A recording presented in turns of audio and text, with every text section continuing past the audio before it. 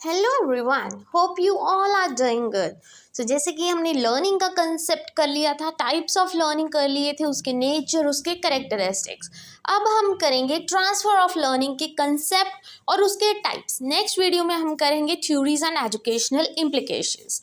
तो अभी हम स्टार्ट करेंगे with what is the transfer of learning, उसका सारा कंसेप्ट और उसके टाइप्स कैसे होते हैं। ठीक है जी, पहले कंसेप्ट की तरफ आते हैं कि ट्रांसफ़र ऑफ लर्निंग क्या होता है। लर्निंग तो होता है हमने कुछ सीखा, ठीक है, अपने इन्वायरमेंट से सीखा, हमारे पीयर्स से सीखा, सब कुछ। ठीक है जी, ट्रांसफ़र ऑफ लर्निंग क्या होता है कि जब हमने कोई ऐसी चीज़ सीखी जो हमारी फ्यूचर में जाके काम आ रही है, वो होती है ट्रांसफ़र करना लर्निंग को। Transfer of learning, transfer of learning plays a very important role in our daily life. ये तो हमें पता है हमारी डेली लाइफ में कितना काम आता है। कोई भी छोटी से छोटी चीज़ है हमने जो सीख ली है वो आगे जाके हमारे बहुत ज़्यादा कई बार काम आ जाती है। ठीक है जी, मतलब प्रीवियस नॉलेज है जो आगे जाके हमारे काम आएगी in the current situation. Education is the preparation of the life. Whatever we learned in the school, we are expected to apply the same in the life. वही हमें स्कूल्स में क्यों पढ़ाया जाता है? ताकि हम स्कूल्स में मैनर्स सीखें, सोसाइटी में कैसे रहना है, ये सब चीज़ें सीखें। और वो जो हमने चीज़ें सीखी थी प्रीवियसली स्कूल में, वो आगे जाके हमारी लाइफ में काम आती है। इस वजह से ही हमें स्कूल भेजा जाता है, ताकि हम एजुकेट हों, हमारे में वैल्यूज़ इनकलकेट हों, हम प्रॉपर डिसिप्लिन में रहें और सोसाइटी के नॉर्म्स के बारे में हमें पता लगे। फॉर एग्जाम्पल, जैसे कि हमने अरिथमेटिक सीखी, ठीक है, क्लासरूम में हमने मैथ्स सीखा, तो हम उसको जब शॉपिंग करेंगे, बाइंग करेंगे, कुछ सेल करेंगे, तो वहाँ पे काम आ जाएगी हमारे। ठीक है, जो हम सीखते हैं वो कहीं ना कहीं जब वो लर्निंग ट्रांसफ़र होती है ना, किसी काम आ जाती है, उसको बोलते हैं ट्रांसफ़र ऑफ लर्निंग। अब एक्चुअल में मीनिंग क्या होता है ट्रांसफ़र ऑफ लर्निंग का? ट्रांसफ़र का क्या मतलब होता है? जब हम एक जगह से दूसरी जगह पे मूव करते हैं। Simple, an act of moving something और सम टू अनदर प्लेस। ठीक है जी। लर्निंग का मतलब क्या होता है?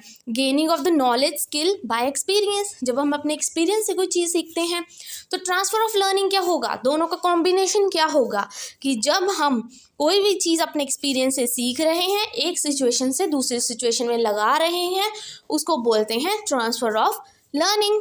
ठीक है, सिंपल। देन ये कब होती है ट्रांसफ़र ऑफ लर्निंग? ये सिर्फ तब होगी जब लर्नर रिकग्नाइज करेगा कुछ कॉमन फीचर्स, कंसेप्ट, स्किल्स या प्रिंसिपल्स पे। जैसे कि उसको पुराना कंसेप्ट कोई पढ़ाया था, वो अरिथमेटिक वाला ही, ठीक है, मैथ्स पढ़ाई थी, आज उसको पता है कि कैलकुलेशन कैसे करनी है। ये तभी होगा जब बच्चे के पुराने कंसेप्ट क्लियर हैं, पुरानी स्किल्स क्लियर हैं, तभी वो आगे करेगा ट्रांसफ़र। अभी पुराना ही नहीं उसको आता तो आगे कैसे काम आएगी वो चीज़? ठीक है। Links the information in the memory, कि जो उसकी मेमोरी में इंफॉर्मेशन पहले से फीड है, उसकी जो प्रीवियस नॉलेज है वो लिंक कर रहा है उसकी करंट नॉलेज पे। वो आज किसी सिचुएशन में फंस गया, उसको पीरियोडिक टेबल में कुछ दिक्कत आ रही है, तो वो पुराना सोचेगा कि हाँ पीरियोडिक टेबल में ऐसा था, मेरी मैम ने मुझे ऐसा पढ़ाया था, अब मुझे पीरियोडिक टेबल के बारे में, मतलब वो लिंक कर रहा है अपने माइंड में कि हाँ ये टॉपिक्स थे, ऐसा ऐसा था पीरियोडिक टेबल, तो थोड़ा सा उसको क्या है, लिंक कर लिया उसने, ट्रांसफ़र कर ली वो लर्निंग। ठीक है। जूड के अकॉर्डिंग ट्रांसफ़र ऑफ लर्निंग क्या है? Transfer is a form of generalisation, मतलब उस चीज़ को जनरलाइज्ड वे में कन्वर्ट करना, उसको बोलते हैं ट्रांसफ़र ऑफ लर्निंग। अब आते हैं types of transfer of learning पर उससे पहले हम देखेंगे कुछ कैरेक्टरिस्टिक्स कि जो ट्रांसफ़र ऑफ लर्निंग है उसके कैरेक्टरिस्टिक्स क्या होते हैं, कि ये पर्पसफुल होती है, कोई पर्पस होता है ट्रांसफ़र ऑफ लर्निंग करने का। ठीक है जी, अगर आप किसी सिचुएशन में फंस जाओ और आपकी प्रीवियस नॉलेज आपके काम आएगी, मतलब पर्पस है, कोई काम है उसको। यूटिलाइजेशन ऑफ प्रीवियस नॉलेज, कि आप अपनी प्रीवियस नॉलेज को काम में लेके आ रहे हो। हेल्पफुल इन एडजस्टमेंट, एडजस्ट करने में आपको हेल्प करेंगे, क्योंकि स्कूल में देखो आपकी टीचर सिखाती है कि सोसाइटी में रहना पड़ता है, सोसाइटी में कई तरह के लोग होते हैं and you need to adjust, तो आप वो चीज़ सीख जाते हो, तो आपकी एडजस्टमेंट में भी हेल्प हो जाती है। इफेक्ट, इसका अच्छा इफेक्ट होता है। यूटिलाइजेशन ऑफ मेंटल कैपेसिटीज़, अपना माइंड भी आप यूज़ करते हो कि जो आपने सीखा था वो आगे जाके आपके काम आ रहा है। अब आती है टाइप्स की तरफ। Types of transfer of learning, positive transfer होता है, नेगेटिव होता है, ज़ीरो ट्रांसफ़र होती है, यूनिलेटरल होता है, बाईलेटरल होता है, वर्टिकल होता है और हॉरिजॉन्टल होता है। अब ये बहुत ज़्यादा इजी है, एग्जाम्पल से पढ़ोगे और इजी हो जाएगा। पॉजिटिव लर्निंग क्या होती है कि जैसे कि हमने प्रीवियस वही पीरियोडिक टेबल पढ़ा था, ठीक है, हमें उसके एलिमेंट्स याद थे और आगे जाके वो एलिमेंट्स हमारे काम आ रहे हैं, मतलब पॉजिटिव इफेक्ट डाल रहे हैं। किसी सिचुएशन, पुरानी सिचुएशन का हमने कुछ लिया और वो हमारी आज की सिचुएशन में हेल्प कर रही है, वो होती है पॉजिटिव ट्रांसफ़र। ठीक है जी, वो होती है पॉजिटिव।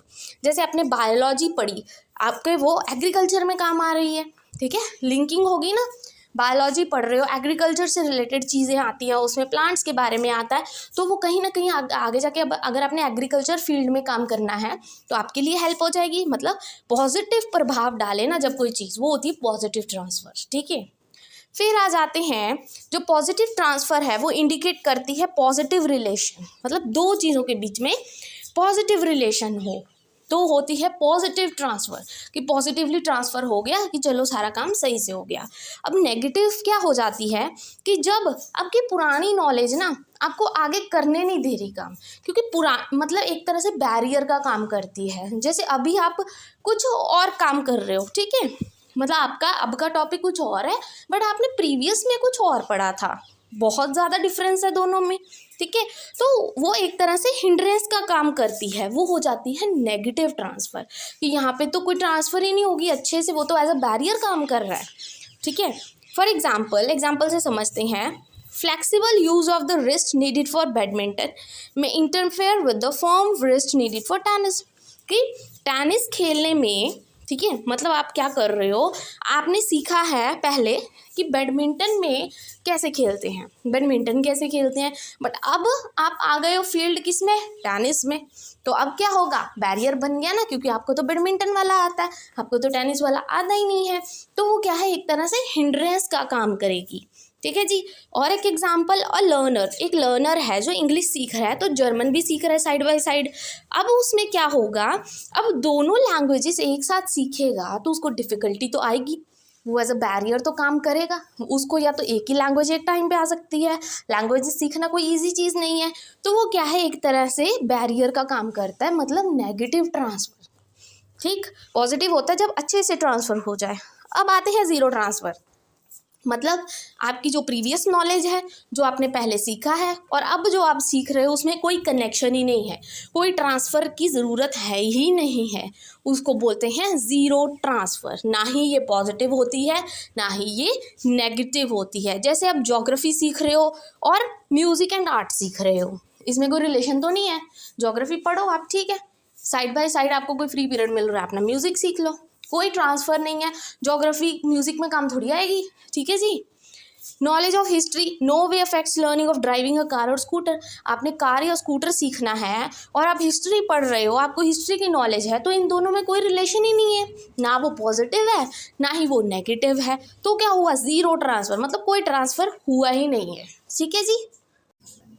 अब नेक्स्ट हम करेंगे हॉरिजॉन्टल ट्रांसफ़र। तो हॉरिजॉन्टल ट्रांसफ़र क्या होता है, हॉरिजॉन्टल आप सबको पता है, ये सीधी लाइन होती है, हॉरिजॉन्टल बोलते हैं। मीन्स जैसे कि आपने मैथ्स पढ़ा, ठीक है जी, आपने क्या किया, हम कुछ मैथ्स पढ़ा, उसके स्किल्स पढ़े, आपको सारी नॉलेज है, तो वो कहीं ना कहीं आपकी फ़िज़िक्स में हेल्प करेगी ही करेगी, क्योंकि फ़िज़िक्स में आपने न्यूमेरिकल सॉल्व करने होते हैं। ठीक है जी। तो ये होती है हॉरिजॉन्टल ट्रांसफ़र। मीन्स एक प्रॉपर लाइन में, कि जब एक सब्जेक्ट, मतलब वो सिचुएशन दूसरी सिचुएशन में काम आ जाए ना, उसको बोलते हैं हॉरिजॉन्टल ट्रांसफ़र। ठीक है जी। जैसे आपने क्या किया कि आपने लर्न किया स्कूल में, स्किल्स लर्न की कि कैसे केक बनाते हैं, ठीक है, तो आपने क्या किया, उस नॉलेज को घर जाके ना अपने सारे, मतलब वो इंग्रेडिएंट्स लिए और आपने केक बनाया, जो आपने स्कूल में पढ़ा था वो जाके आपने घर में काम किया। ठीक है जी। तो मैथमेटिकल और फिजिक्स का भी रिलेशन वही सेम है। वर्टिकल क्या होता है, जो हम छोटी क्लासेस में पढ़ते हैं वो हायर लेवल में जाके हमारे काम आती हैं। जैसे 5th क्लास में आपको छोटे छोटे कंसेप्ट पढ़ाए गए और वो आगे जाके 6th क्लास में आपके काम आ रहे हैं। Means the knowledge that is applied to other learning at a higher level, same subject और इन अनदर सब्जेक्ट। ठीक है, आपने कोई चीज़ पढ़ी, पीरियोडिक टेबल के बारे में हल्का सा पढ़ा, आपको कंपाउंड्स पता लग गए, एलिमेंट्स पता लगे, तो 6th क्लास में जाके आपको कम से कम 10 एलिमेंट्स आएंगे लर्न करने के लिए। मीन्स आपको थोड़ा सा हायर लेवल, थोड़ा हाई कर दिया, क्योंकि आपको शॉर्ट चीज़ें पता थी। ठीक है। वही example, the knowledge you got in the 5th class will help you in the 6th class. ठीक है जी। यूनिलेटरल, यूनि मीन्स वन, कि जैसे कि आपने अपने एक हैंड को ट्रेनिंग दी तो आपके वो दूसरा हैंड भी ट्रेंड हो जाएगा। ठीक है जी, उसको भी ट्रेनिंग दी। फॉर एग्जाम्पल जैसे आपके राइट हैंड में इंजरी हो गई है ना, तो वो आपके अगर इंजरी हो गई है तो आपको लेफ्ट हैंड से भी लिखना आता है, तो आप अपने लेफ्ट हैंड से भी लिख सकते हो। मीन्स सिर्फ एक पार्ट में हेल्प होगी, उसको बोलते हैं जब ट्रेनिंग तुम एक पार्ट को देते हो। ठीक है, और वो बेनिफिशियल फ्यूचर में कैसे होती है, दूसरे पार्ट के लिए भी बेनिफिशियल होती है। ठीक है जी। बायलेटरल होता है टू, बाय का मतलब टू, यूनि का मतलब वन।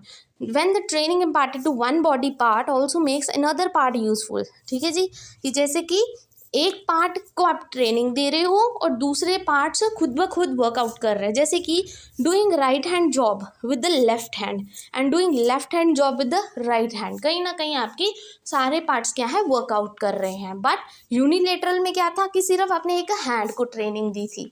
ठीक है जी। So this is the concept of transfer of learning as well as the types of learning. I hope today's video is useful for you. Thank you very much and please don't forget to like and subscribe my channel.